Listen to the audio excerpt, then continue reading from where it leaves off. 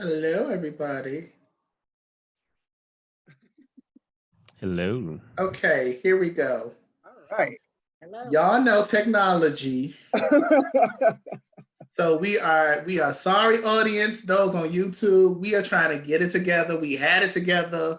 YouTube said no. She is trying not to make us look great today. Wait, let me turn that down so y'all won't get feedback. I am Danny Terrell. I am the curator for Central District Forum for Arts and Ideas. I am here with Sharon Gonna Talk, Nairi Williams. Sharon Nairi Williams, our executive director, is looking at the screen. Now she put herself on mute. This gonna let y'all know y'all gonna have a good time because everything that's happening right now is hilarious. I just want y'all to know that. So I'm gonna talk until I had to take myself. We still can't hear you. You can't hear me? We can't hear you. Why not? I can't hear you. I can hear you, Sharon. You can hear me? And I Okay, I can hear you now. Okay, cool beans. I thought I was tripping for a second. Sorry about that, y'all. And then I had the YouTube sound coming in because I wanted to make sure I had sound coming in, so I had to turn it all off. But welcome to the Central District Forum for Arts and Ideas presentation of Mama'z Muezz by Miss Monique Franklin. We are so excited and happy to bring this work to life.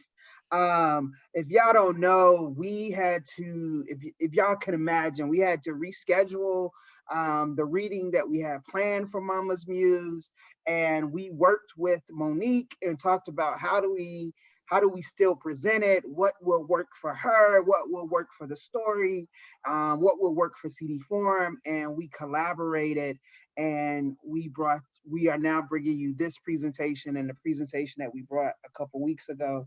So thank you to Monique for being flexible and willing to shift and pivot with us in creating this work. And thank you to the team for helping help with the pivot and help be open and honest and everyone chipping in to make it happen. So kudos to everyone. I just want to thank our sponsors, Satterberg Foundation, Arts Fund, the National Performance Network, Norcliffe Foundation, Office of Arts and Culture, For Culture. Please don't let me forget anybody. Arcaro Boxing. I'm doing it off the top of my head. But we really do admire all the foundations that help fund us and everyone that has given to the organization, given donations, given their time. We appreciate you and thank you for believing in us. So that's all I have to say. Oh, no, I have to say one more thing. We are in a time where we need to complete our Census 2020 applications so that we can be heard. The reason why the funding and things are happening during this pandemic is because people were counted. So please, please go to census2020.gov and complete your census and be counted. I really do appreciate that. So that's all I'm gonna say for now. I'm going to pass it on to our curator, Danny Tyrell. Hey people, so I see your comments. Yes, that's good. Keep the live comments coming. We're not going to interrupt the program and be reading through every comment. We'll try to get through as many as we can at the end of the show. What I'm excited about, one, I love Monique. Monique is like family. I've been knowing her a while since I moved to Seattle. I'm excited that she said yes to CD Forum TV. If you don't know, we are launching CD Forum TV. We did kind of a real soft launch on Instagram with physical distancing conversations, but Monique Franklin and Mama'z Muezz is like our kickoff to what we hope to be something that will come to you for years and years and years on down the line. If you are so used to seeing CD Forum in person and you're like, yo, where's the live shows at? Yo, we don't want to get sick, so stay at home. So what we are going to do is bring you platforms on social media, Instagram, YouTube, and Facebook. One day we will be back in the theater and we will have live programming. But as far as of right now, you can catch us on Facebook, Instagram, and YouTube Central District Forum for Arts and Ideas. I don't want to take up any more of your time. I'm going to turn it over to Monique Franklin. She's going to tell you a little bit about what's going to happen today. Again, keep your comments coming. If you have thoughts and questions and ideas as you're viewing a piece, put them in the comments. Myself and Marianne Osborne, we will be feeding through the comments and letting Miss Monique know what is being said or if you have any questions. So without any more hesitation, Monique Franklin, it's your turn. Yes. Well, welcome everyone. Welcome to Mama'z Muezz. My name is Monique Franklin, also known as Verbal Oasis. Today is an exciting day for me, and I just want to thank you for taking your time to spend it and immerse it in my art. And I love to hear your feedback. So please, please, please, please continue to give feedback in the comment section there on YouTube Live. For those who don't know, Mama'z Muezz is a one-woman play. It explores the themes of African-American motherhood, a glimpse from the present day and historical vantage points of mothers of African descent. This show is culled from a cross-section of realities, dreams, and nightmares, illuminating and intimately exploring artifacts of a collective condition. And examining the experiences of African-American mothers, I hope to uncover what it means to be an individual beneath the hat of motherhood, to learn what children teach their mothers, and the rub of society against the fabric of our families, and what nurtures and inspires our spirits, love, the living, and the ancestors. So today, I will be sharing new works that last week we shared the original Mama'z Muezz, which was about 28 minutes. We have 12 videos of new scenes to share with you today, and, along with live reading. And then we'll close out with a discussion of some amazing, amazing mothers of African descent who are here with me today. Miss Melba Aiko, Maye Dalila, Lakima Bell, Nichelle Alderson, and Shanice Omar. We will be engaging in a conversation of who we are, how motherhood has shaped us and our experiences and where we're trying to go in life. So please stay tuned for that. Yeah, in terms of setting you up for the pieces, Mama'z Muezz is kind of an overarching look at motherhood and what it means to be an individual and have the experience of motherhood. So you will hear stories about Black women, about who they love, about their children, and about self-actualization and growing oneself up in a part of Mama'z Muezz. And so the original series, I feel like, had a stronger story arc, and these series of pieces you'll see may actually fit in a different order than they're going to be presented today in the broader story as I bring this to a full-length piece. So just keep that in mind as you're watching, that you may feel that this piece didn't necessarily go next to the one that follows it or came before it, but it's a part of that broader story.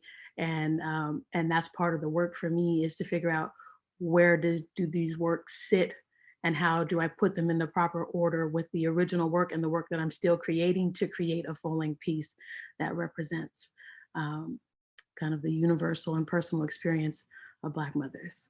So without further ado, please enjoy these scenes from Mama'z Muezz.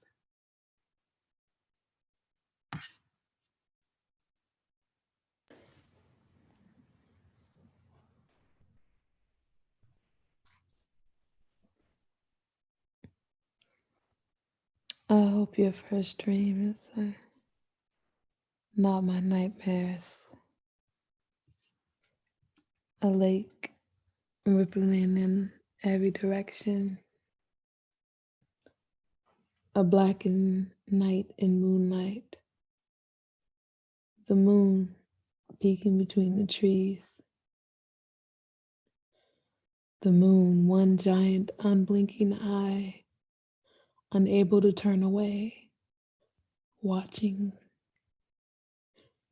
witnessing my body, fighting, flopping, a fish on a hook,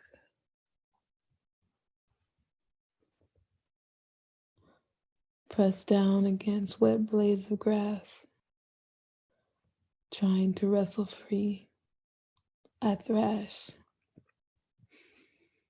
The sound of wrestling leaves scream for me. Leaving someone, please help me. He's gonna rape me. On the wind.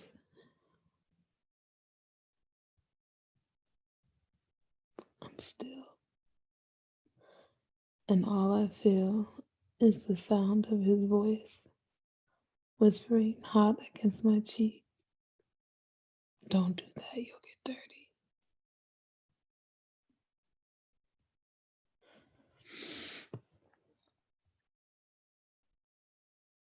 I wake up at night, and first I feel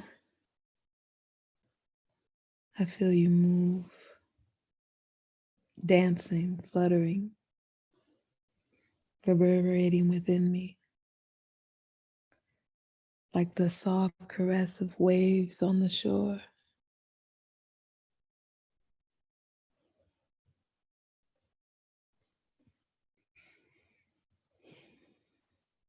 Then you stretch your feet like you have some place important to go at this hour. My belly round and full like the moon, whose light illuminates your tiny footsteps. In the night, your body moves gracefully, a fish gliding through water. And soon, you'll leave this fishbowl. I imagine your ear pressed against my navel.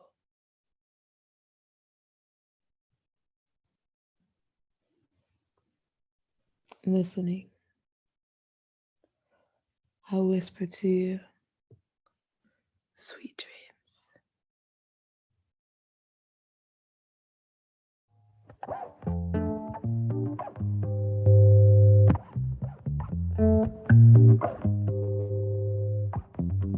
That sounds good.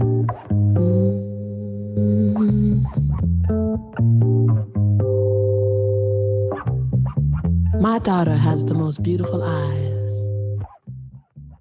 She has the prettiest chocolate brown eyes I have ever seen.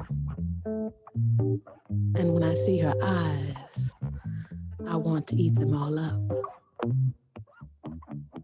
And when I eat them all up, I say, delicioso.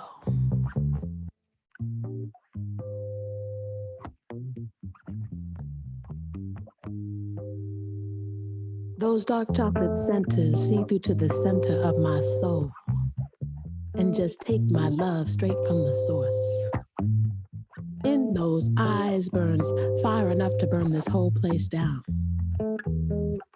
So the earth could be reseeded, growing the greenest lush ever imagined in her eyes. In my daughter's eyes, there are questions. And they question you, and they question me, and it hurts to see that her questions are already questioning she. Sometimes I see pain in my daughter's eyes.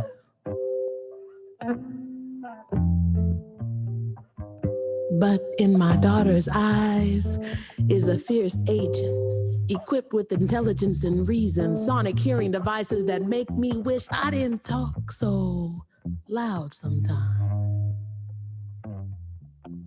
With a memory to argue reality down to the seconds and creativity to trick the truth, she definitely has her mother's eyes in her eyes. In my daughter's eyes, the wisest eyes, the most beautiful eyes, I find joy. And after those beautiful eyes close, after another day of living, I find peace in my daughter's eye. We were laying in bed the other night and she started talking in her poet's voice and she said, my mom has the most beautiful eyes. She has the prettiest chocolate brown eyes I have ever seen. And when I see her eyes, I want to eat them all up. And when I eat them all up, I say, delicioso.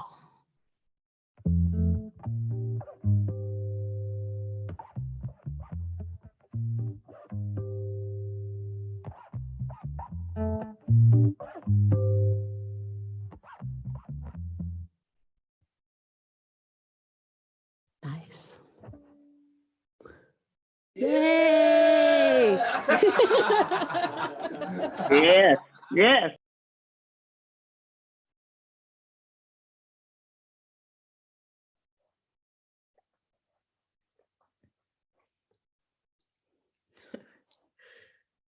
You know what my daughter asked me the other day?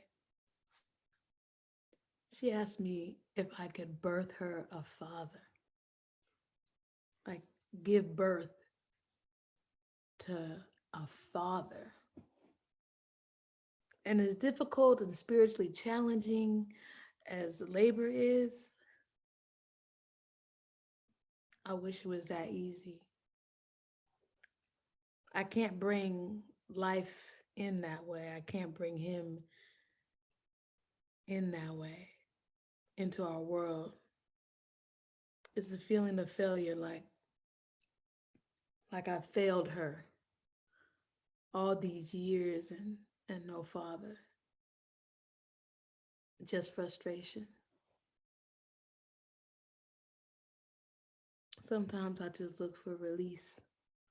Grab a handful of clay and put it on the pottery wheel and spin. I spin the pottery wheel, pushing grooves and curves, forming an ear. And I whisper with care all the things she needs in a father, all the things I need in a man. I speak up and tell him everything I am and everything I am not. And finally, what I hope to be. I work the clay while playing a funky bass groove, willing and wiggling those toes forth. This foot has to have soul, because we, my daughter and me, are some dancing fools, and he's got to keep step. On to the next, I switch it up and throw on the tango. From the heel to the toe, from our first to our last dance, she'll need to know how to dip me slow and make moves together, how to tango. I take some of my Achilles tendon and I place it inside the clay. So I'm his only weakness and he's mine. I form hands strong enough for throwing her up high enough for her to touch the stars, and soft enough for him to catch her when she realizes she can't fly. And with my daughter, that could take some time. Arms that are caring and safe, with the desire to embrace a child, a mother, and a lover. I'm thinking of my past loves. Yes, I'll give him his smile, but whose shoulders? No,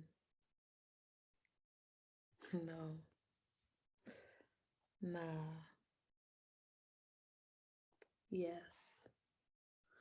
And ooh, his lips, at least as soft as mine. Every detail is divine. I spin the wheel. His heart, I reach inside of myself and give him what I got. And it ain't no punk ass shit. It ain't no pseudo intellectual love. It ain't no emotionally scared love. It ain't no I'm too hard for love or fix me, I'm scarred love. Or you can have me if you can climb up over my wall, love. But it's that pure, knowledgeable, invaluable love, that unselfish, I truly value you love. That damn baby, I am proud of your love. It's that magical love that doesn't disappear when the curtain closes on our relationship. It ain't that if you're happier with her, then that's the end of our friendship. It's the kind that binds every element of me to you and you to me forever. I give him what I got because we need to have the same definition of love, right down to the earth, right down to the red clay that we're made of.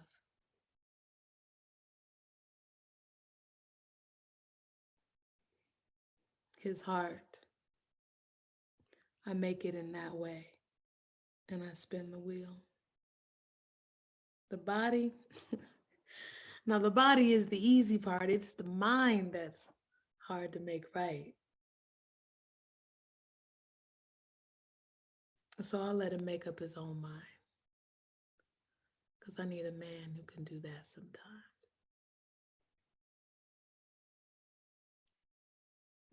Child, don't you start crying now. You ain't never known heartache. You ain't never known sadness. You ain't never had a baby torn from your breast. So don't you start crying now. You got too much. Don't you know that? You got dreams. You are a living dream. A dream I had when I was a young girl. Child, don't you start crying now. You ain't earned them tears. You ain't never known pain nor suffering. You ain't never seen our men hanging from trees or felt the sting of the whip. So don't you start crying now. Girl, you got too much. You don't know about hunger or starvation or hard work. Sun up to sundown, toiling until your body returns to the earth, but lived a life bearing no fruit of your own. You don't know about frustration, nor patience or forgiveness. It ain't time to be forgetful about where you come from. So don't you start crying. Don't you start crying now. Baby, beautiful black baby. They're gonna take you tomorrow.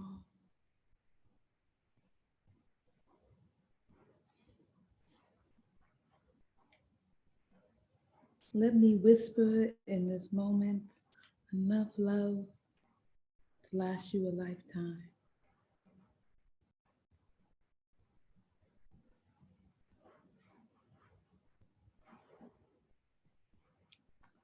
Don't forget me. Your mama. You got 7 brothers and 4 sisters in this world, and I hope, God willing, you'll meet some of them one day. Baby, beautiful black baby. Oh God, please keep my baby safe, wherever she may go. Please give her a life better than mine.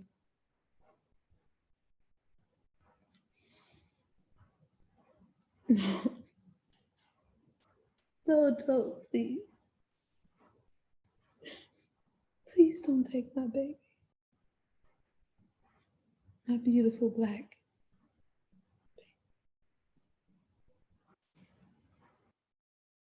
He was my husband. I loved that man, and that man loved me. They made me get down on all fours. They made him climb up on my back, and I tried to be strong. I sang our favorite song. I sang that song the whole time. I wanted him to know that there wasn't nothing that they could do that was stronger than our love. It was a song I made up for him, and I sang it while they castrated him, and his blood ran down my back while their children played and their wives drank tea and watched and smiled and sipped and smiled, and I sang it while they urinated on us. And they whipped me because I would not stop singing. And I didn't stop. I was strong. I kept singing and they kicked me and they beat me. And I was strong, so strong, until finally they grabbed me and pulled me out from underneath the man that I love. And they stood me up face to face with him, and I saw the rope jerk and dance. And I kept singing. I felt him tremble against my flesh. I saw the noose tightening around his neck, and we sang a song until we were both out of breath. And I loved that man. And that man loved me. Oubliette, to be forgotten. The bottle of gin is an oubliette. He falls in and he imprisons the best part of him. Till all that is left is a man without love, without reason. He forgets what he would do, what should be done. He forgets his loved ones and what love was. He forgets he is a god, a king. He brandishes pistols in his waist, one in his waist and the other in the small of his back, where I like to stroke him after we make love. And I wonder which he prefers, hard steel or something real. I wonder if he could get drunk off my tears distilled. When I stand still and watch the most beautiful man I know fall apart, come undone, we are losing him. He and so many more are missing. The world would be perfect if their brilliance could just be seen and heard. But Black men are an endangered species, and the psychological pressure of being hunted makes it so they cannot find solace in the arms of those who love them. Because if you love them, you are a suspect, and he suspects I will leave, and therefore he makes sure that I won't stay. Once the glass is broken, all that's left is the blue pane, worn like blue frames, Mississippi blue pane window. Once the glass is broken, the shards fall like sharp slivers of light, bent round. Descending downward as they touch, they explode, open-mouthed and shrieking, adding multitude to the broken pieces. At each point, piercing dreams find the floor. Each piece rolls beneath nearby furniture, like under the nose and the chin. And that's when the wishing begins, to be a window that nobody sees in. Once the glass is broken, the tints are a disservice, drawing attention like dotted I's and MISSI, SSI, PP, I hope you're happy. A great river with 4 eyes crying, who could forget the spell? Baby, I'm sorry, don't cover it, and neither does the cover up. After the 4th story, the window is boarded shut to keep the soul from jumping. Once the glass is broken, all that's left is the blue pane, worn like blue frames, Mississippi blue pane window. Love me like I love you. Love me like I love you. Love me like I love you, baby. Love me like I love you. Heaven is me swinging from Duke to Basie, from star to star. I tried to do it, that duet, but I got tired of covering up scars, so I soloed outside of his ragtime composition, his cage made of bar. Hailed Cab Calloway, the driver of my getaway car. Those big band-born hip cats allowed me to leave that riff-raff on a high note that spoke, I ain't your pitch. We finished. I sailed away in our musicianship undiminished. My solo debut imbued my bass with hues, unabused. My tune wasn't all blues. I was brand new and feeling Nina Simone good too. Now I'm a smooth walking bass line, plucking with no regrets, living my life upright with no frets. Stepwise, I am giant steps from a time when I was too shy to shine. I find perfection in Ella's voice, intimately imitating any instrument of her choice, while scatting How High the Moon. I don't know about you, but I plan to continue to find myself inside of these great performers. My latest news, the brother over there blowing his horn on the corner, you see him, don't you?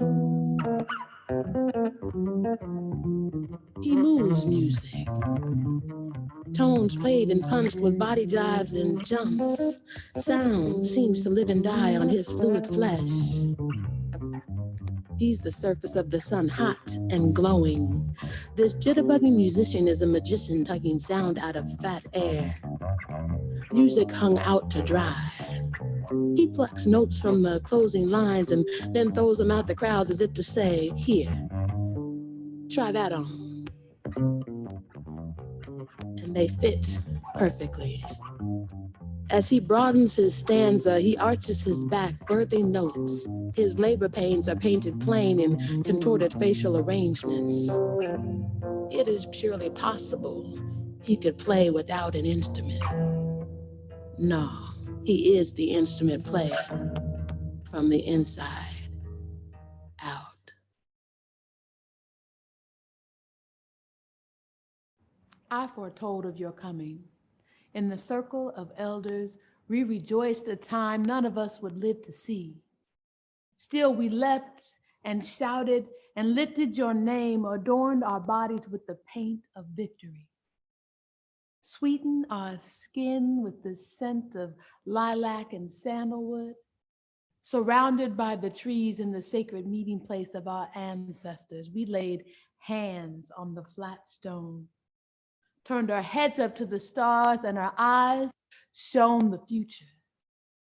You are our future. Remember? Remember that every full moon belongs to you to pull us back to you. Every sunrise is yours to spend, every sunset. Lay your burdens down at our feet and find yourself free. Before I had a name or a form, I existed, a creative force, love untethered, my essence unleashed. I am a high priestess, a deity, a goddess divine, an ancient warrior reincarnated, transcending time. My spirit is as tall as the universe is wide. My stride is always accompanied by ancestors. I never walk alone. My counsel is sought. My wisdom, once spoken, is born. I am born to lead, to liberate. My choices in life are deliberate. As I have whispered life at the dawn of every civilization, I am a queen, purposeful, powerful, irreplaceable, beautiful, relevant, passionate, loving, sacrificing, a genuine genius, me. I build communities. I am unity. Me, an artist, a scientist, ever curious. I have been a daughter, a sister, a friend, a lover, and an auntie, and then a mother. In this life, I know who I am.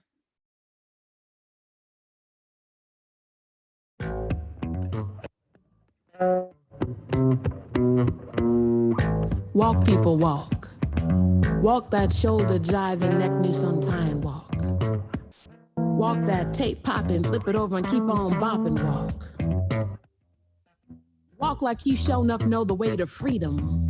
Walk like you never needed a thing, but your heart and soul strut, your face saying, watch me, I got it. I said, watch me, I got it. I got soul, and I'm super bad. Cause even in super bad times, you don't let your tape drag. You live to wiggle the funk between your toes. When you're lost, you reach for that pen light and continue to write neon prose, reminding yourself of what you already know, that everybody's got a little light under the sun, under the sun. So you can just stroll like la da da dee da da da da da. Oh, walk, people, walk. Like your ideas defy gravity, you are what you think. You stay grounded, but you are not held down by defeat. Walk like the clouds are outfitted in your ink, your best lines inscribed in metallic silver streaks. Walk, people, walk. Like you're looking for something loud, like the yellow of the sun hollering. We are people of the mighty, mighty people of the sun. Walk like you are the one. Your inner soul pouring out of every fuse on your face. Meander like you're slow as Flojo winning the race. While your intentions travel at light speed, your actions keep pace. Walk, people, walk. Like Saturn just proposed a ring for your love and 6 more just because you are amazing just the way you are. Walk. Walk like the lyrics of life are painted on dice that always land 7 in your palms. Like you have the power, the creativity, and the community to do right. More right than those who would do wrong. Walk, people, walk. Like the beat in your heart is the one beneath your feet. When pressing soul tracks for the next generation, never be afraid to rewind and refeed. Some songs you will need to repeat. But I promise you, your master's collection will be cool and complete as long as you just keep walking. Walk, people, walk.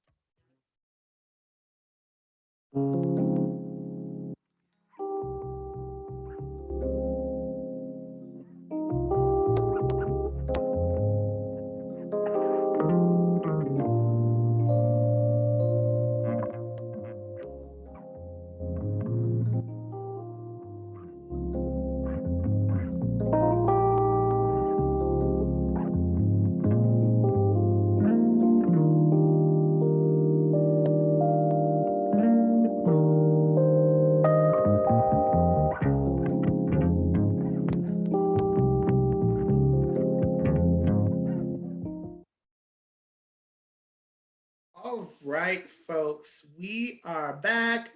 Miss Monique, woo! That was on point. Hey. Okay, so I know y'all are like, what happened to that? So we are doing this the Mama'z Muezz Festival. So in a festival setting, you can like go get a drink. This is your time to go get a drink.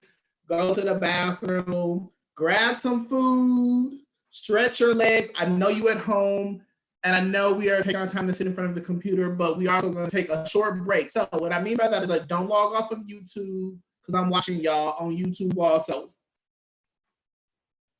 I'm watching y'all, so don't log off of YouTube. Go get a break. We're going to be back in a minute and a half, 2 minutes, and then the next voice you hear is going to be Monique Franklin doing a live reading of some new work. So please tune in. Again, this is Mama'z Muezz Festival. So we're just giving you a short little time. We're going to time you all 1.5 minutes to 2 minutes. That's all you got. Then come back and sit yourselves down and enjoy some more of My Muse with Monique Franklin. Yes, Miss Monique. Yes. All right, we'll be back.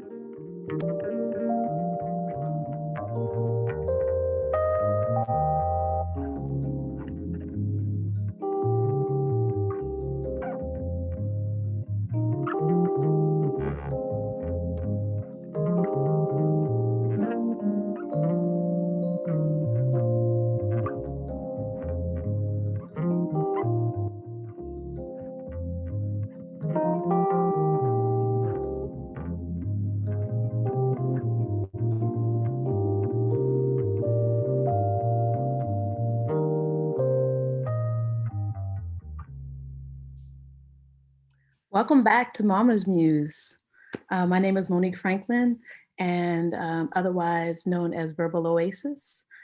I hope that you enjoyed the last 12 scenes that you experienced. If you have any questions or you have any feedback, please leave that in the video chat. Hopefully, what I'm using this experience for is for me to advance the work. And so if you have any questions about what you've seen, if you have any feedback, I would love that so that I can consider incorporating that in what I move forward with. This is our live reading section. And so that means that you get to hear some of my new work that I'm working on. And it is very new work, so it is not memorized. That's why it is a reading. And so I'll be reading from my journal, as well as some poems that I printed out.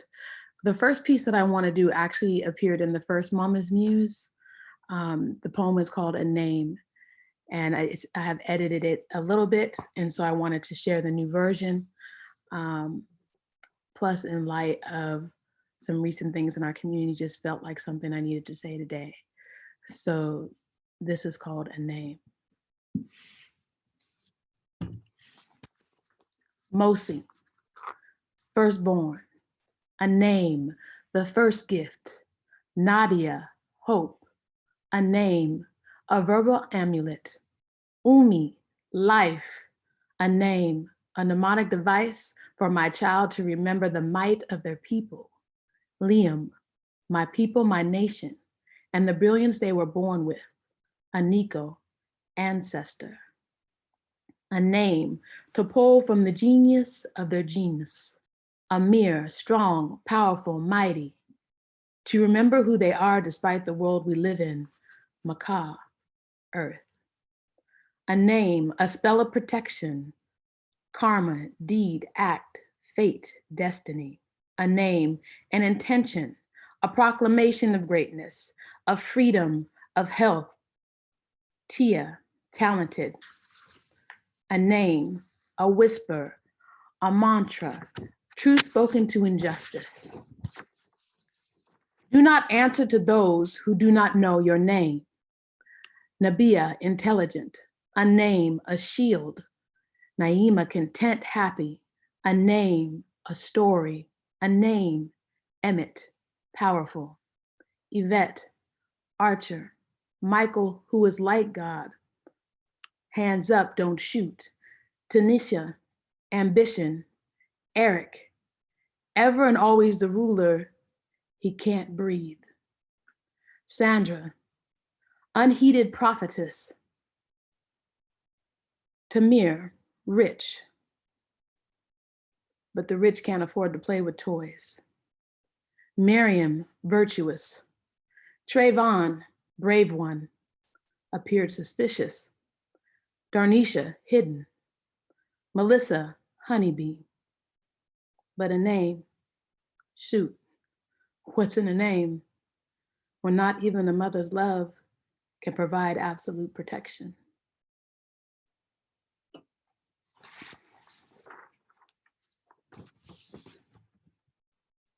So that piece is called A Name.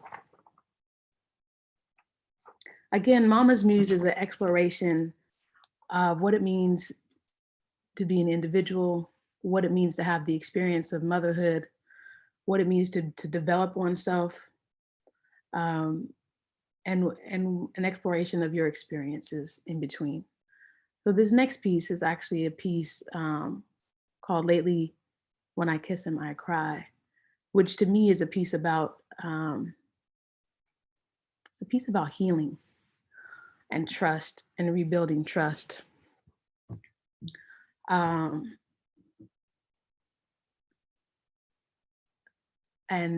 I think also just the understanding the strength that a person has in terms of continue to engage in the pursuit of love when you've had some incredible and not so incredible experiences with it. So this is Lately, When I Kiss Him, I Cry.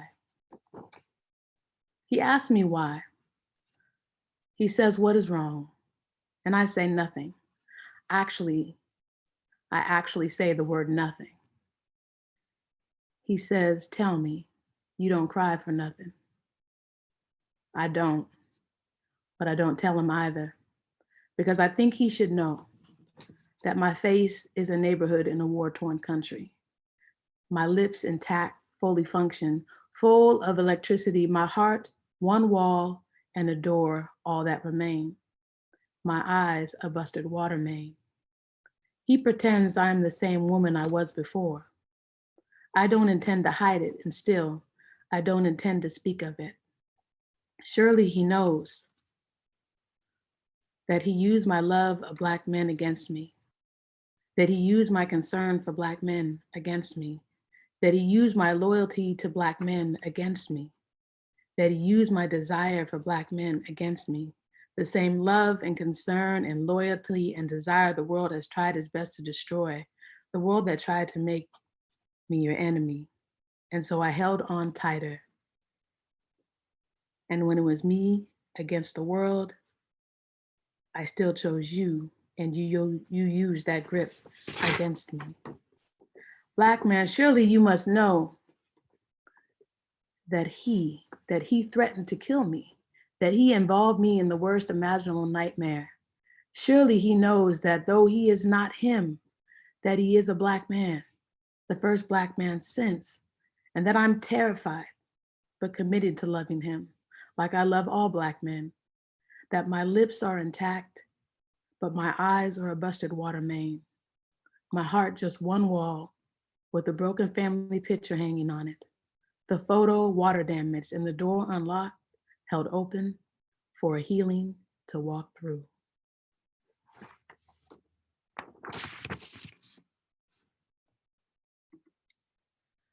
Mama'z Muezz, again, has been a deep exploration for me about the experience in my life. And the beautiful thing about being a writer is that I get to really have the opportunity to look at my life at different points in my life. And that's been a true blessing. I started writing Mama'z Muezz back in 2014. So this process has spanned already 6 years. And I'm such a different person now than I was in 2014 when I first started to write Mama'z Muezz. And I am appreciative of the fact that I actually have this amount of time to work on this project, because I feel like I'm in a place now where I can be more vulnerable and tell stories that will be more valuable to our community than I think I was first willing to in 2014. The last piece I'm going to share in this live reading is a piece that I literally wrote yesterday. And one of the things that I've been exploring in Mama'z Muezz is who am I? Who was I before I was a mother? Who was I as a child? Who am I now as a mother? And who am I moving forward? And so this piece is really squared into the question of like, who was I before I was a mother and before I was a woman? I was a child. And some of the pieces that I shared earlier kind of explored who was I before I was even born? What characteristics did I bring into this world? And also who walks with me in this world, which is the ancestor pieces of the woman in white, who guides me and shares stories with me. So this next piece is a story about me when I was younger that I think helps to highlight some characteristics about myself that I still carry. It's currently untitled, but if I had to give it a title right now, I'd probably just call it Plums. Mama, one's mother, especially as a term that children use. Muse, a woman or a force personified as a woman who is a source of inspiration for creative artists. Mama'z Muezz. Who was I before I became a mother? Who was I before I became a woman? Who was I before I was born? You'd be surprised at the things you can find out if you take the time to really know and craft the question. And if you ask it to the universe and sit still, the universe will answer. See, before I was born, I was a galaxy thing. And somehow my soul remembers its seat, but I'll tell you about that later. I mean, when I was born, before the age of 5, I remember making friends with the trees. My favorite tree at the time was a magnolia tree in the front yard. My mom made a homemade swing, And there I would sit there swinging and singing and talking to the trees, watching the white and pink blossoms sway in the wind, and with the weight of my pendulum body counting time. I enjoyed my solitude with trees and books and music and dance, and I made friends with most of the trees in my yard, the magnolia and the cherry tree in the front yard, and the apricot tree in the back. I was even known to love a good hedge and spent time traveling through the forest of the laurel hedge that ran down the side of my house and around the back of my neighbor's yard. But I want to tell you a particular story about when I was a 4-year-old little girl. I was sitting on the front porch one sunny day eating plums out of a big box of freshly harvested plums my neighbor had brought over for our family. I was enjoying the world in my front yard and enjoying the sweet taste until I had an even sweeter idea ripen in my mind. And I said to myself that my sister would really love to have some of these plums too. Now my sister was 5 and I thought, wouldn't it be great if I brought her some plums at school right now for lunch? So now I was really pleased. I hopped up and got a glass mason jar and filled it with the best plums that I could find. And then I walked up the stairs out of my yard, took a left, and began walking toward the school. I walked my sister to school with my mom every morning and afternoon, so I knew the way. I walked up the street, past the Chicken People's Farm, and then past the neighbor who had all the flowers on trees lining the sidewalk on both sides. And I headed down the lane to the left. And the closer that I got, the more excited I got. I could see the smile on my sister's face when she saw the gift I brought her. I made it to the bottom of the hill and reached the street crossing. I don't remember if I looked both ways, but knowing me, I bet that I did. And then I crossed the street. I was in the home stretch now. I was just a few blocks and I'd be there. I don't know what made me turn around. Maybe my mother had called my name, but I don't remember any sound. What I do remember was the look on her face, running down the hill with my brother in the stroller towards me. I was terrified. I'd never seen that face. And though I knew it had something to do with me, I had no idea what I'd done wrong. And that is my earliest memory of a spanking. And now thinking back on it, I know exactly why I got a spanking. But also when I look back on that little girl, I recognize that she was loving and kind, and she knew the way, and she wasn't scared of the world.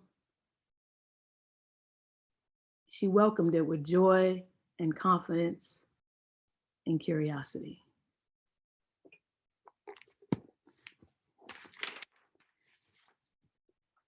Thank you so much. Those are the 3 pieces that I have to share for you during this live reading. I don't know, right now, I'm just here with you. I don't know if we have any questions. Well, we's about to do some stuff now. Thank you, Miss Monique. You know I'm always calling you Miss Monique. Again, beautiful work. What we are about to do is move into the panel discussion. There are questions in the comments that we'll be throwing out, but I want to move into the panel discussion. For those that are sticking around for the panel discussion in the audience, the things that we will ask you to do is if you have questions, make sure your questions are a question.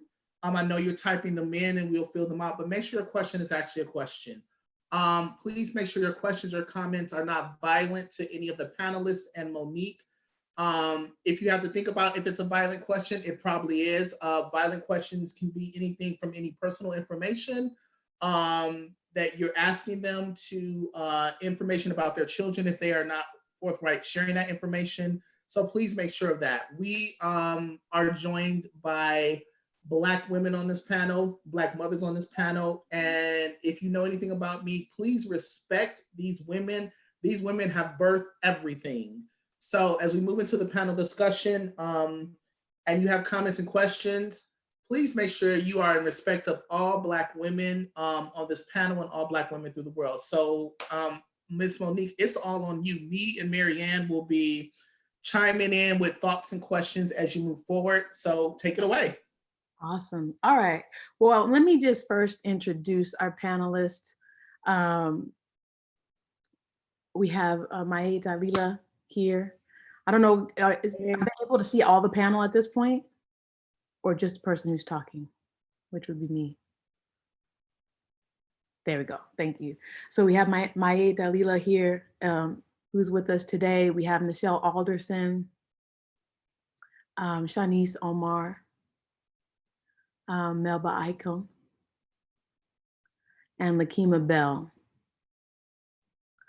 And these are all amazing women in our community. And today we're just gonna have a conversation. I wrote up some questions, but we will probably depart. We will probably depart. So that's okay, but I first wanna just get all of our voices into the room. And so the first question that I have for our panelists is, what 5 words would you use to describe yourself as a child? And I'd like to throw that question first to Michelle. Let me get myself unmuted. 5 words that I describe myself with as a child, not actually much different from who I am now still, but curious, stubborn, highly sensitive, I'm gonna use that as one, or intuitive, and then as an old soul. Beautiful. Miss Melba.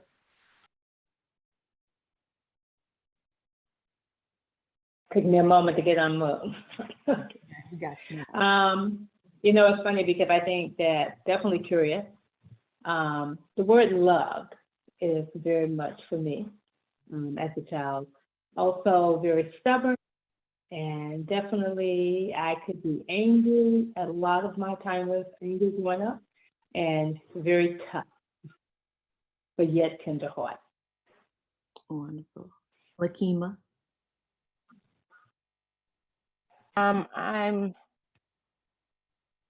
You are muted by the host. Can you hear me? I hear you. Okay, great. So my 5 words are free, creative. I've been a seer, bossy, and sassy. Shanice. Active, very friendly, sensitive, inquisitive, and always nurturing. Mama'z.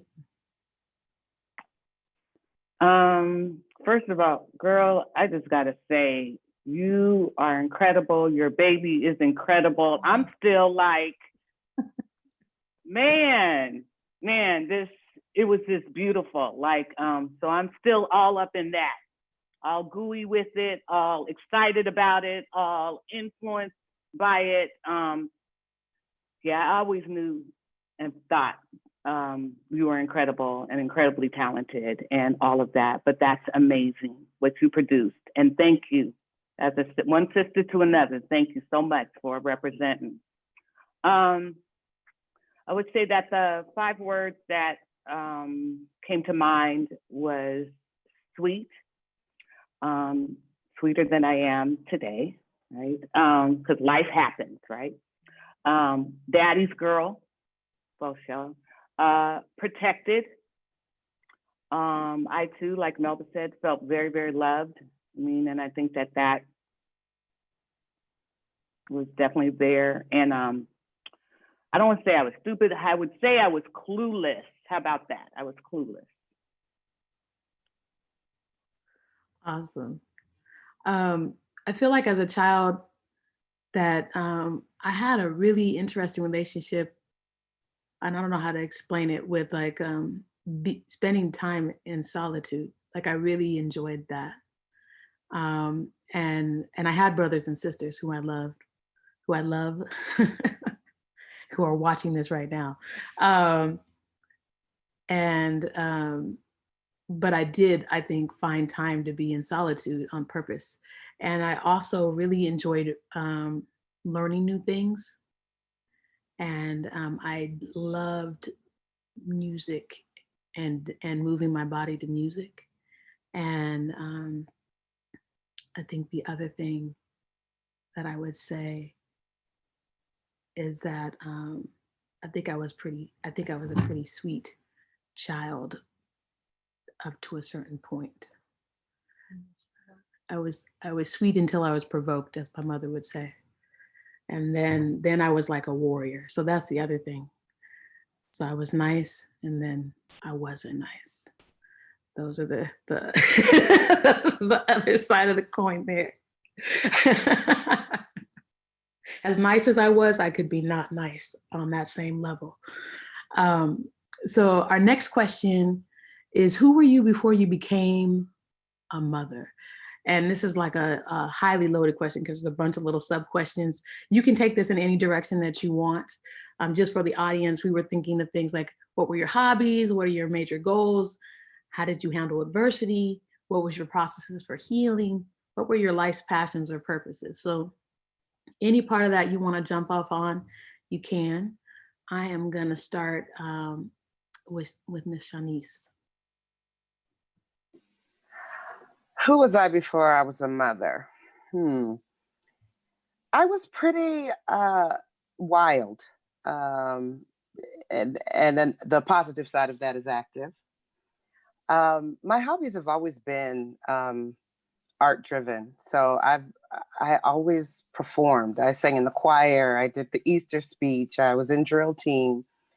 And so that was pretty much a path that I was always on. I don't know if I necessarily just wanted to be on that path, but I just was, and I felt very comfortable doing that. And so I think kind of unafraid to experience things, and that did change once I became a mother, but we're not at that question yet.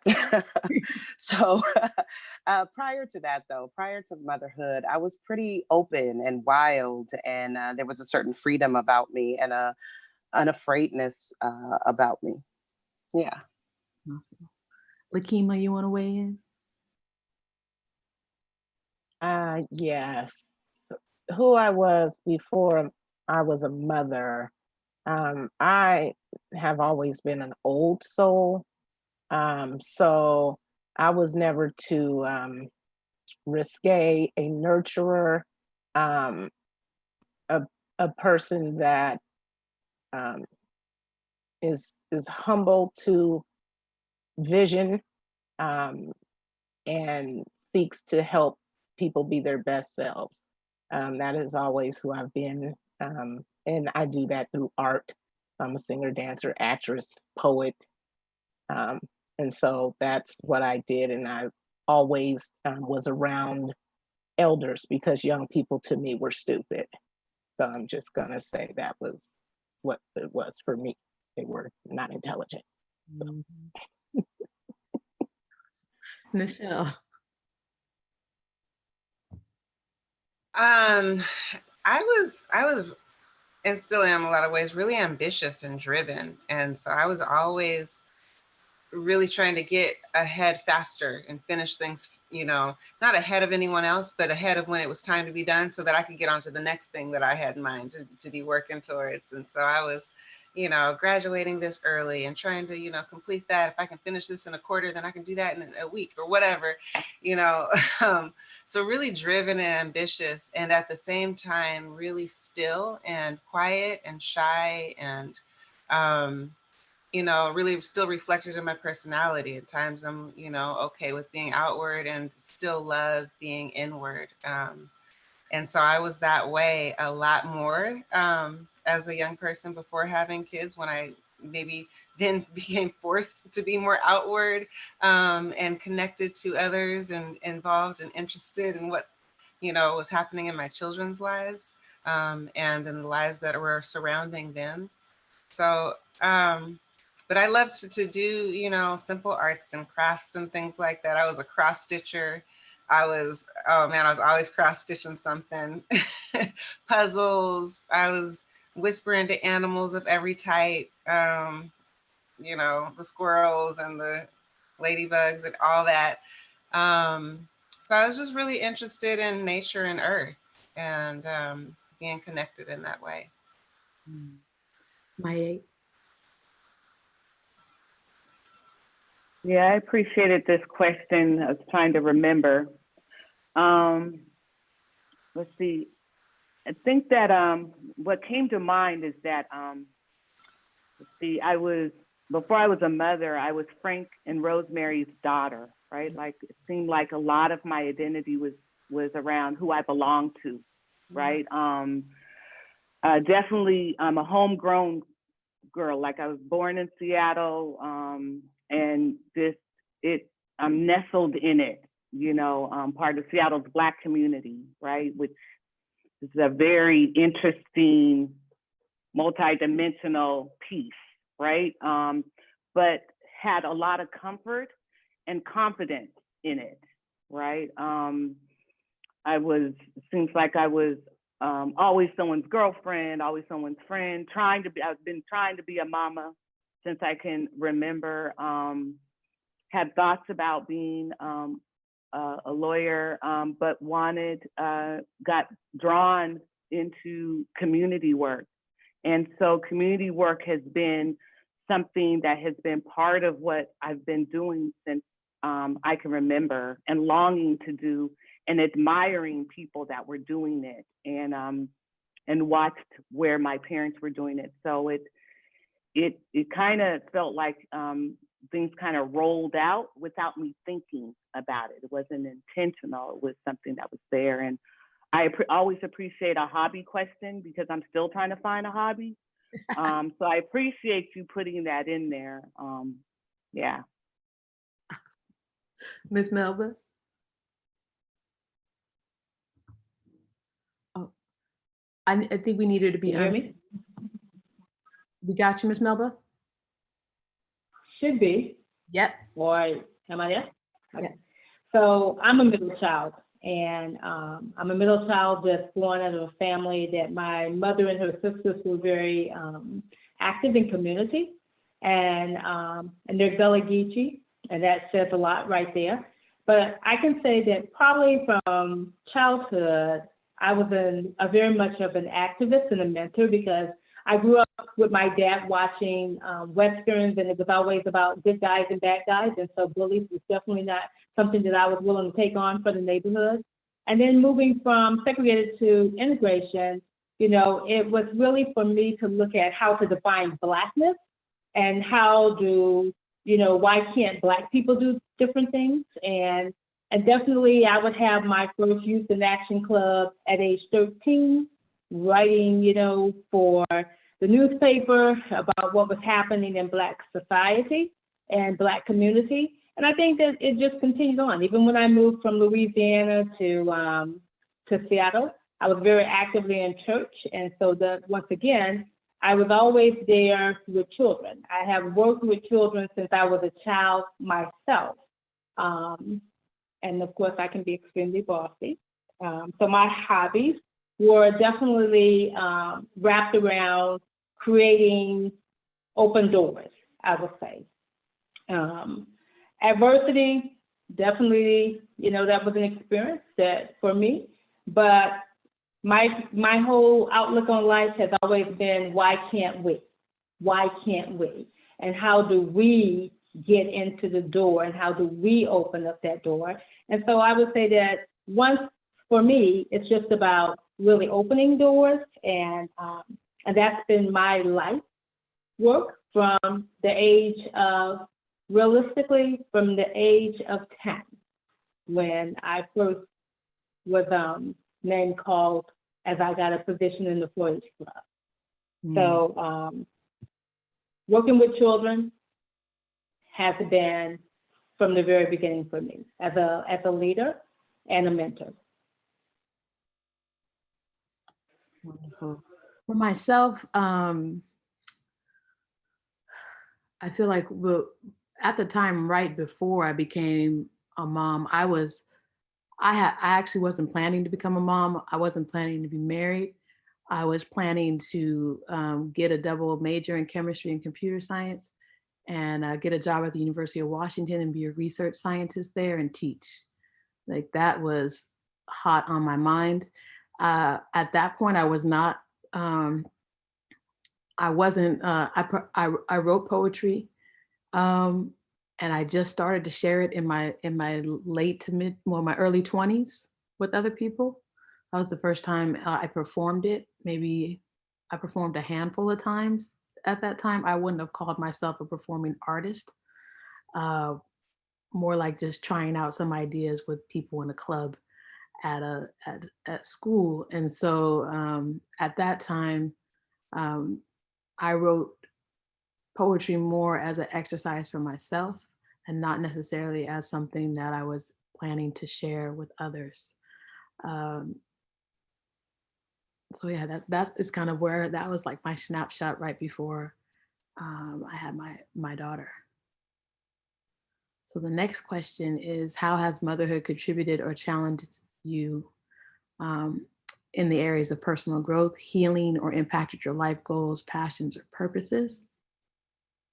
And for me, just piggybacking on the last thing that I said, motherhood really helped to amplify the things that the artist that I was, partly because it was necessary to survive. It was necessary for me to participate in art with others in order for me to continue to evolve as a person. And so that was an amazing part of motherhood. Also made me become more of a communal person. Like before I had my daughter, I was very much, I really, to be honest, didn't like people very much. Like I loved my family and I liked my family, but I think like Hema mentioned that when she was younger, she felt like people her age were stupid. Like I really did have a loathing for most people in the world. And I also had a false sense of like, I can do everything by myself for myself. And the moment that I got pregnant, I was like, I can't do this by myself. I'm not delusional about this piece. And because of that, I have this vast, beautiful community. And I've been engaged in meaningful vocation. I feel like I've been able to step into the purpose of my life because of some of the experiences that I've had as a mother. But then there has also been things that I have had to wait on and have had to struggle through in order to attain. Like it took me 10 years to finally graduate and get my computer science degree. I did that, but it was hard. And still I haven't had the chance to work in the field. So I think that there have been some give and takes with motherhood. So I'm gonna pass it back to Ms. Melba. And the question is, the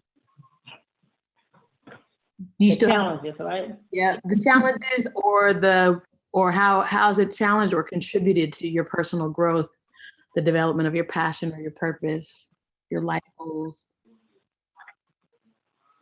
So I think that motherhood changed a lot for me when, because I used to feel like I mothered people's children all the time, but suddenly to have my own children, I realized how smart my mother was. I suddenly realized that my aunts really knew a whole lot more than what I gave them credit for, and that they had a lot of strength to be able to do the things that they did. And from, for my personal growth, I mean, just to have this control and to be responsible for this little person is so different because now the decisions are differently from you. And even for myself, having my own children and then going through a second marriage where I acquired a daughter. And then for that daughter to have a very, a tragic accident while on my watch, and to be a mother, to really stand up there and be a mother for a young lady that suddenly is paraplegic.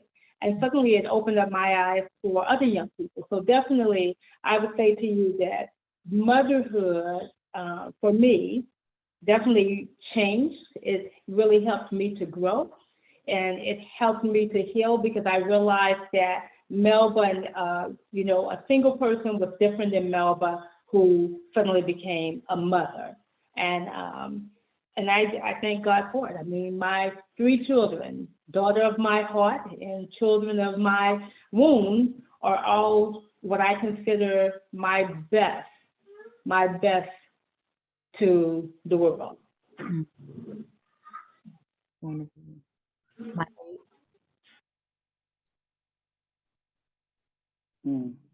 That's good. Well, let's see. My thought about Black mamas, period, right? Like, I think that Black mamas are the most brilliant group of people on the face of the earth. And I was trying to get in that club the best way that I could. And because of a diagnosis, I wasn't sure whether I was going to be able to have children. And so just the process of becoming a mom was a challenge that grew me and matured me and made me really look at who I was and what I wanted and what was important and that kind of stuff. So I had a friend who talked about, my friend Marjan talked about the fact that one of her aunts said that the world is made up of women and their children, right? And so it really speaks to, just how I think and how I was excited about the process. Like I said, it gave me an opportunity to grow up and mature and start the process. I think one of the biggest gifts was that, I had to look at my own stuff.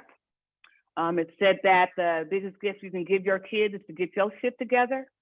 So although I should have been doing that prior to him, I was just living life. And then he got here in a form that I had not anticipated. I was waiting on my little girl, my little Lauryn Hill kind of girl kind of thing going on that was real like, deep. And I got Olu, which I am very grateful for. It made me also grow in the way that I'd wanted to be a mama, but it made me think about the distinction between being a mama and being a parent, and what that was about. And that's been a trip and a growing, edge always, that active parenting and that kind of stuff. And then, just the growing into understanding, I had spent a lot of my life being real into being a sister, being a Black woman, being, all of that kind of stuff. Because in the Pacific Northwest, if you don't carve out who you are as a sister, as a Black person, you can get lost. So a lot of time was spent in that world. And then having a Black boy to raise, and remembering, Kunjufu talks about remembering you're not raising your child, you're raising someone's potential father or someone's, husband or partner, and just the challenge of that and the distinction. And so it's been a journey. I'm appreciating that journey and one in which I'm still learning from. So yeah, thanks for that question too, Monique. You come up with some doozies. Yeah, one panelist told me, Lakima Bell, that she might have to write a thesis about these questions. I appreciate you guys being so open with your answers and thoughtful. Shanice? I think with every child, I picked up something new and learned something new. Of course, with every child, I grew in age, more wisdom. But I think initially, my mother was really good to me. She was a good mother, is a good mother, very supportive of everything that I did. And today, everything I do. In fact, shout out to Bobby Sims. She's on YouTube watching right now. Yeah, that's right. Always supportive. And I wanted to do the same for my children. I wanted to love them the way that she loved me. I wanted them to feel special the way that I felt special. I just wanted to be a good mother like she was. I think the personal growth, though, that I think a lot of it came trying to parent and mother my daughter, my middle daughter, my second daughter, learning that every child is not the same, and there's not just one way to parent all of the kids. You have to tailor your love and your parenting for what they need. And I think what I learned the most about my middle daughter is being able to be free to be who I am, even if other people don't understand. That is something I lost when I became a parent, because I wanted to be straight laced. I wanted to be this good example. I wanted to raise my daughter right. I wanted to pull up, you know. But my middle daughter taught me, wait a minute, you were free before this, and there's a beauty in the freedom. And that is something that I lost. And that was watching her. She's very free and open, and she knows exactly who she is. And she doesn't care if you care about it. And when I learned to parent her correctly, and I'm still learning to parent her correctly, I've kind of went back to that active, friendly, inquisitive thing that I had before I was a parent, before I said, oh, I got to push that away. I have to be like this so that my kids can have a good life and have a good example. And so definitely that has been a challenge, and it's also been personal growth at the same time. And I'm still growing in that area. And I thank all my children for that. Nate is getting the best of me. Ayana got the worst of me, obviously, because I was a new parent. And as I'm growing and learning, all of them now are seeing me juggle and change as I parent and love each of them, and try to figure out what each of them needs individually, because they don't all need the same thing at the same time, you know? So, yeah. Thank you for that. Michelle? Yeah. You know, I really resonated with something a couple of you said, Monique, and I think maybe it was Lakima or my also, that, well, for me, I was the young one. For one, I was the youngest, and for a lot of the years, the only child. My brother's 8 years older, 9 years older. So by the time I was 8 and 9, I was kind of the only one in the room, only one in the home. And even a lot of the years before that, as he was a teenager and, you know, doing his life. And so I spent a lot of time alone, and I loved it. I never missed other people. And so when it came, and like I said before, I was really driven and ambitious and wanting to move things faster. And I thought I knew it all. There's the truth of it, is I thought I knew it all. So when I got pregnant and had my kids at 20 and 21, I was still really young and new, and I had not really yet seen humans developed and raised, because there was no one that was behind me, that I was watching the development of another. How do you make a human, right? Not just how do you make a human, but like, how do you actually make them? And so it was a really humbling experience this whole time. It has been, to realize that I don't know it all, and I didn't know it all, you know, and I've had to make some things up along the way, and I've had to, you know, look for examples that I wanted to follow. And a lot of the examples that I initially saw outside of my immediate family and didn't look like the way I actually wanted to be a mother, especially the things that I saw in the media in those years. I wasn't the screaming at my kids type, throwing stuff and having, you know, I wasn't loud in those ways. And so I had to find my own identity as a Black woman who wasn't, snatching somebody up and, doing the things that we were stereotypically known to do. And that just wasn't me. And so I had to find my own way of still trying to get it right, because that was what was so important to me, is that I did what I could to do it right. And what I learned was that there is no right. These people come into this world with their own with their own life to live, and we are, or me at least, as their my boy's mom, my job has been to teach them things that I can teach them the best. And that's what I've learned, I think, is the challenge of me getting in my own way and really identifying what I can do best and what I can leave them with. Because it's not going to be everything. I don't have it all to give them. I'm going to miss some things for sure. And hope that, they're able to fill in the gaps on their own, and that the community is able to fill in those gaps for us or with us. But I think the humility is the biggest thing that I've come to grips with over the years, is that I don't got it all. I don't know. I really don't. And I hope that what I've done has been helpful. So far, so good, but we'll see. We're still on the journey, right? Right. Awesome. Lakima. Yeah, so I agree with all and feel everyone in this conversation around, what has contributed, how has motherhood contributed or challenged my personal growth, healing, or impacted my life's goals, passions, or purpose. So how I came about motherhood was very different. I was 21. My best friend had cancer. She was 24, and she came to me and said, I don't want my son to go to my parents. I want you to have him. I didn't have any children at the time. My whole goal was to, help people be their best selves. And my goal, I was going to travel and perform and all these different things. And now someone who was near and dear to my heart is about to die and asking me to take the only thing that's near and dear to her heart.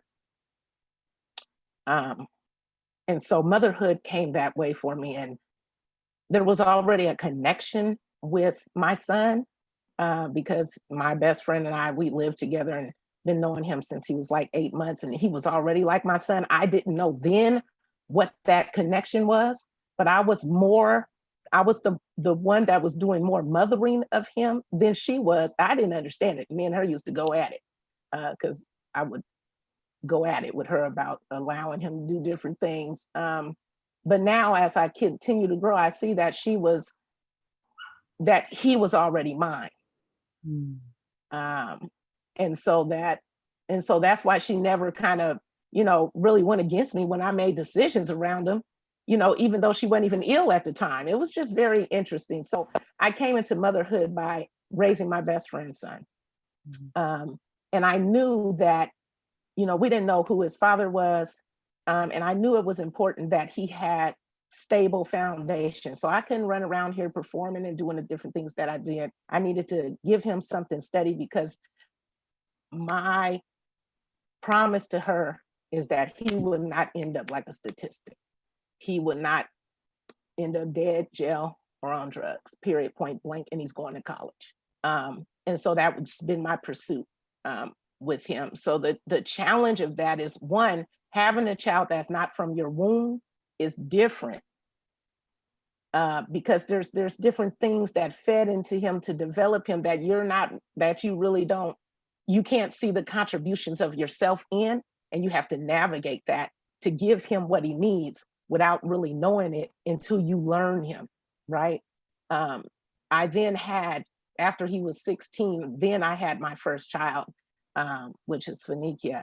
And then 2 years later, I had twins.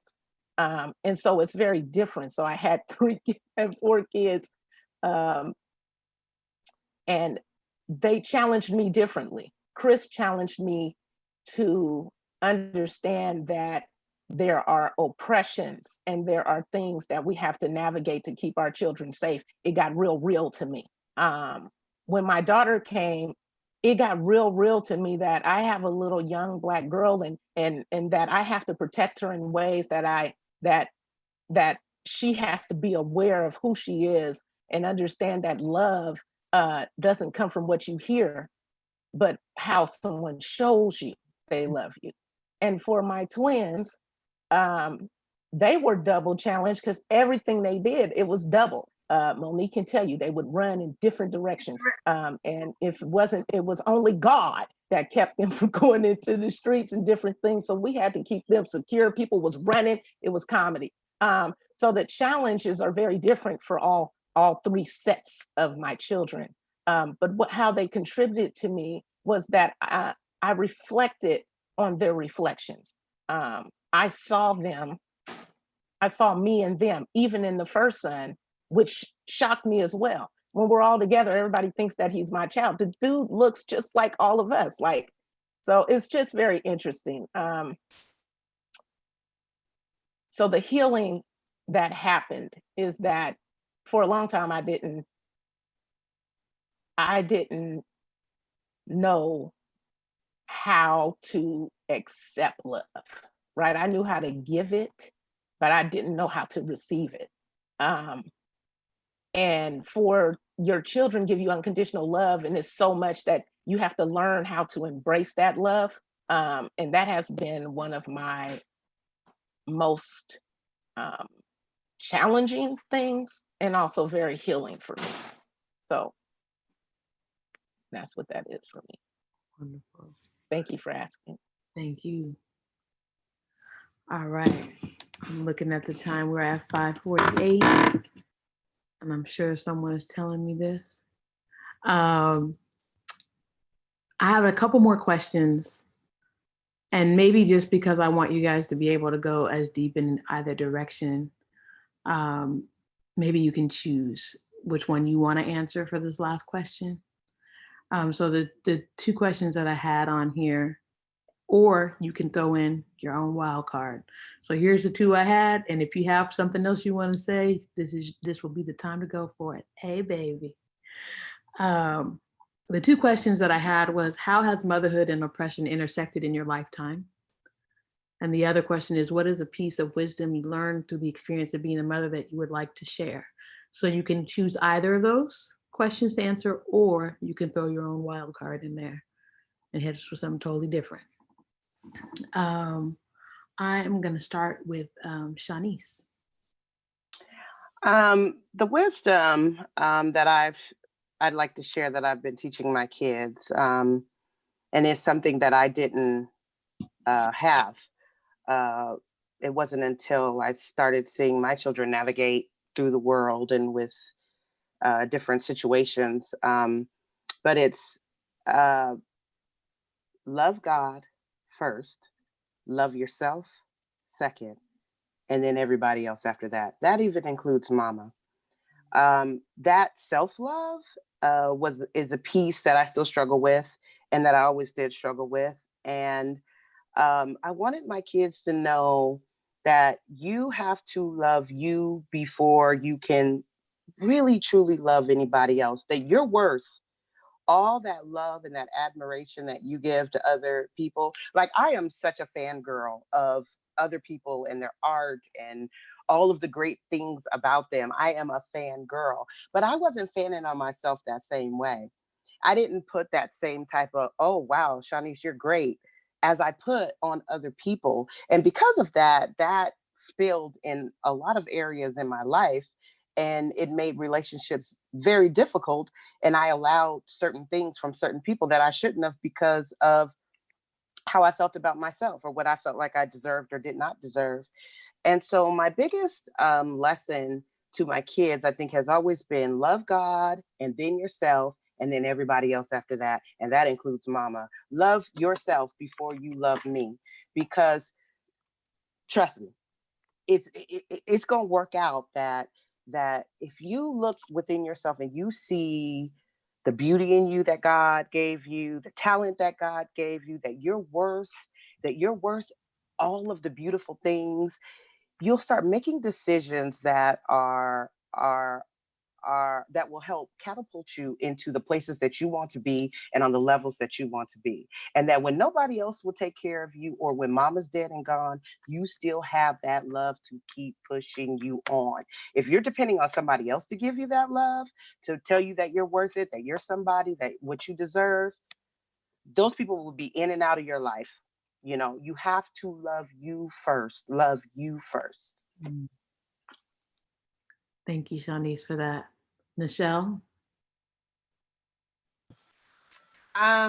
You know, I would just piggyback on a bit of wisdom that I have learned to practice more and share more with myself and children and family and community is grace and mercy and compassion for self and others, and remembering that none of us are perfect. We're all just human, you know, and when we can extend that level of grace to ourselves, right? That level of love to ourselves, and we can also extend it to others. And maybe we can take things a little less, we can turn the dial down a little less, and it maybe doesn't have to be as intense.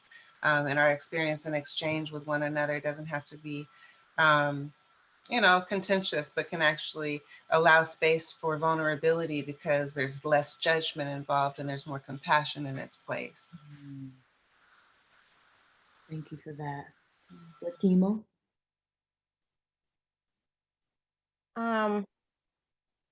You know, everything that the mothers have said in regards to wisdom, you know, we don't have that much time. So I was thinking about motherhood and oppression, and how it intersected in my lifetime. And so I come from a strong mother who has really modeled how to be a queen. How do you walk and ensure that royalty exudes from you and becomes contagious within community. But that has often hit things that say where you are not, and you are not, and you can't. And I found that when I had my child, with my son in school, he tended to be treated in ways that were not equitable, right? They would make assumptions around him based on the skin that he was in, and make assumptions around me. In fact, there's an article where a reporter had called, my son was, and he was one of the top basketball players in the nation at one point. And so there was an article, that article said that, you know, what's going on with basketball? Why are the basketball players from the Northwest going to the NBA? And so I was currently saving, like, you know, my promise to my girlfriend was to get him to college. So I had a 529 savings plan.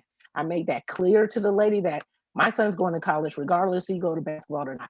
The oppression happened. The lady came, had the meeting with me, and told me and shared that she was going to not say what the story was that I told her, but what she was going to share is that I am depending on a grant, a scholarship from my son's basketball for him to go to college. And she literally told me that's what she was going to do when I gave her the information of, no, we already have a 529 savings plan. I said, well, if you do that, then I'm going to ensure that people know that that is not the case. That's not what I shared with you. But those are one instances where my motherhood came up to the intersection of oppression. I can't go too much deeper, but just to give you that. Thank you for that, Lakima. Maya? Yeah, that's I think I'll look at all of that's good. I really appreciate the wisdom that folks shared. I was struck by what Lakima had said at this last time and the time before about her journey with her son. And I was just thinking about what I think I felt and feel and see as it pertains to Black motherhood and Black mothers, and that our parenting is hella political. Everything we do is about trying to read the world, assess the world, understand it, so that we can adequately protect and teach and prepare our children to be successful out there in the world as adults. And it's a balancing act, You know, we know that the oppression I'm talking about is racism. I know that there's lots of oppressions, but the oppression I'm putting forth as it pertains to, you know, being a Black mama is that one. And we know it's out there, but dang, can't they have a fun childhood? Can't we enjoy just like kicking it with our babies and stuff? And trying to balance that is challenging. I am so grateful for the village, because as someone said, we can't do it by ourselves. And being in a village is not easy. You can't just show up and think that it's all going to go, because the village lets you know what they think about you and your baby and what you should do, you know, and they give you opinions. When you going to cut that boy's hair? Or, you know, and you're doing what? Why ain't he playing football? You dancing, you know, all of that, right? They do it out of love because they care and that kind of stuff. But it really is helpful to have more eyes on, so that then you can not just focus on the oppression and racism. It's important to be aware, but I really am learning and you know, and was challenged around that, around doing both, living life and understanding the realities, and you know, having a joyful experience that comes once in a lifetime, you know, because it grows so quickly and change so quickly. And I'm grateful for the experience. And again, I appreciate the question, Monique. Thank you, Maya. Ms. Melba, you want to close out the session? I will. I thought about my mother, who eventually would move to Seattle, and I would spend at least one day a week and as a care provider, and we would have a weekend I shared as the support for my sisters. And I recall talking to her about when I was growing up and stuff like that. But I also recall my mother telling me about the fact that as she was getting older and she was really weak, and we were talking about whether or not death would come. And she talked about the fact that she felt that she was very blessed in life to see all 5 of her children to grow up and to be successful, and that for her, it would have been really traumatic for her if she had to bury a child. And so we talked about, about how as parents that we want to raise our children up in a way that when we depart, that they are able to stand on their own. And I know myself, I can say truthfully that when I look at dark days in my life as a mother, my darkest days have been when my children, there was something wrong with my children, advocating for my children. And even when I look at now what's happening with COVID-19, I tell people a lot of times that there are days that are very dark for me, when I get a fear as to whether or not my daughter is going to have her baby soon, and will it be safe, my grandchildren. And so we as parents or mothers, that even for me, I told my husband that Shayna's going to deliver in a couple of weeks and I have to go out, because it doesn't matter that I am at high risk, that I have to be there to support. And I think that that's what we talk about when we see Black mothers, that for us, as we are there and we realize that our strength is our children, my grandchildren, or my legacy, and that we are there all the time. And all I can say as a word of wisdom is that raise our children up in a way that they're strong.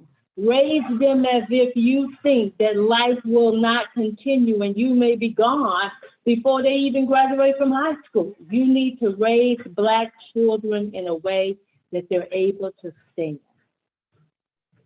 Wow. Thank you very much. I just want to say thank you to all the panelists that were here today, Ms. Melba, Nichelle Alderson, Maya Dalila, Lakima Bell, and Shanice Omar. I really appreciate the time that you took for this panel and the time that you take with me in life to walk with me through this life. So thank you so much.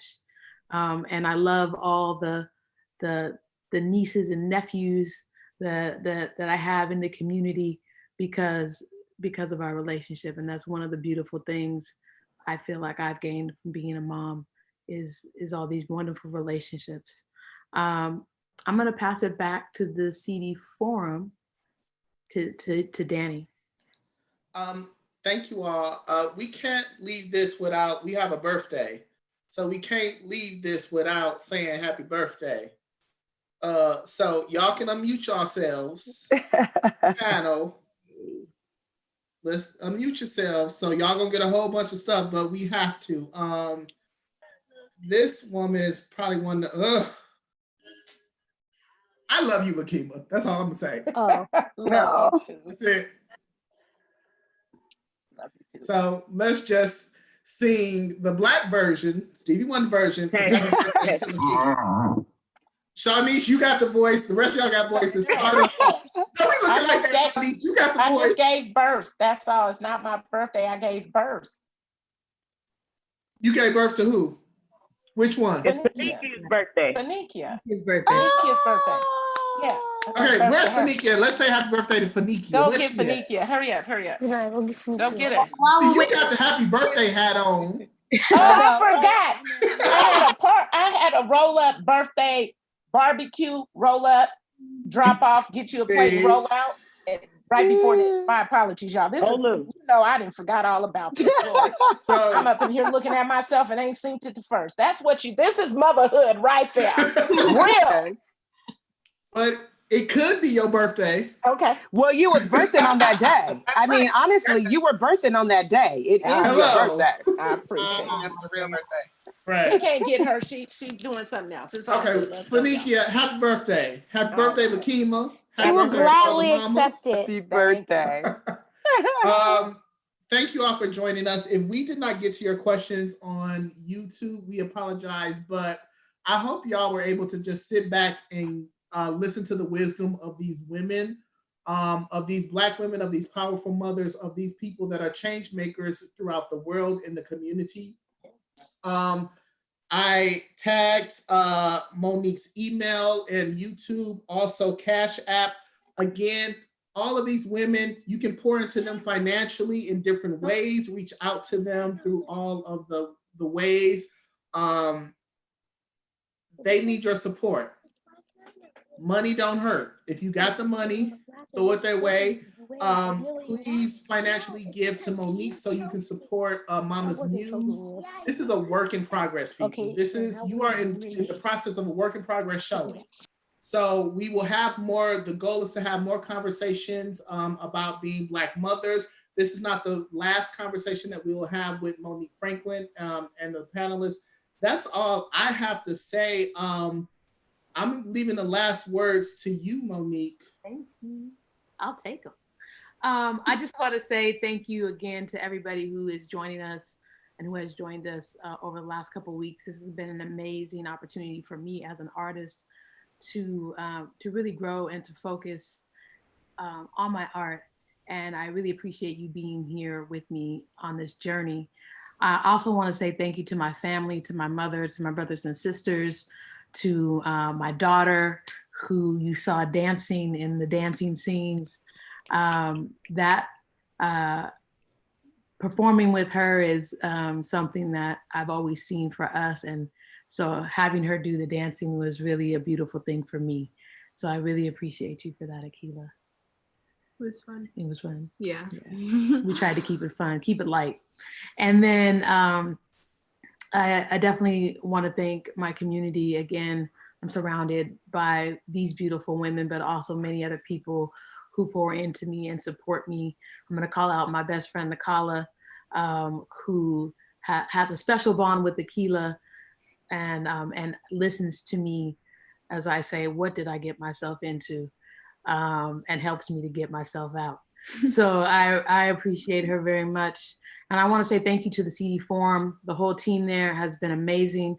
I've been an artist a while now, and this has been the first time where I felt cradled, where I call them the best birthing team ever in giving birth to this Mama'z Muezz. So I just want to thank everybody from CD Forum for all your support. Special shout out to Michael B. Main, who made the videos who made 9 of the 12 videos, and was just so focused on keep centering my voice and my ideas, and made that shadow dance scene possible. I was ready to like throw in the towel, and he was like, no, I got one more idea, and it came out exactly how I wanted it. So I just wanted to say thank you to him for that. Also to Xavier Finch for filming the other 3 videos. And I was really tired, and he was really helpful in making me like, okay, we can get this, we got this, and they turned out really beautiful. So I think that is everybody that I wanted to thank. And again, thank you. You can continue to follow Mama'z Muezz. I have a website. You can get there by moniquefranklin.com or verbaloasis.com. Either way will get you to the same site. And you can look at videos from Mama'z Muezz and see when the next upcoming events are as well. So thank you so much. Happy Mother's Day. Happy Mother's Day to all the mothers, and to all those who are our ancestors as well. Thank you, everybody. We did to log off. Yeah. We did. Bye, everyone. Happy Mother's Day. Thank you. Happy Mother's Day. Happy Mother's Day. Love y'all. Happy Mother's Day. Happy Mother's Day, everyone. Happy Mother's Day. Beautiful word. Happy Mother's Day. Okay, so hi everyone. Great job. Are we off now? Is it No. just us? Yeah, it's just you guys, and yet. press that button. Oops.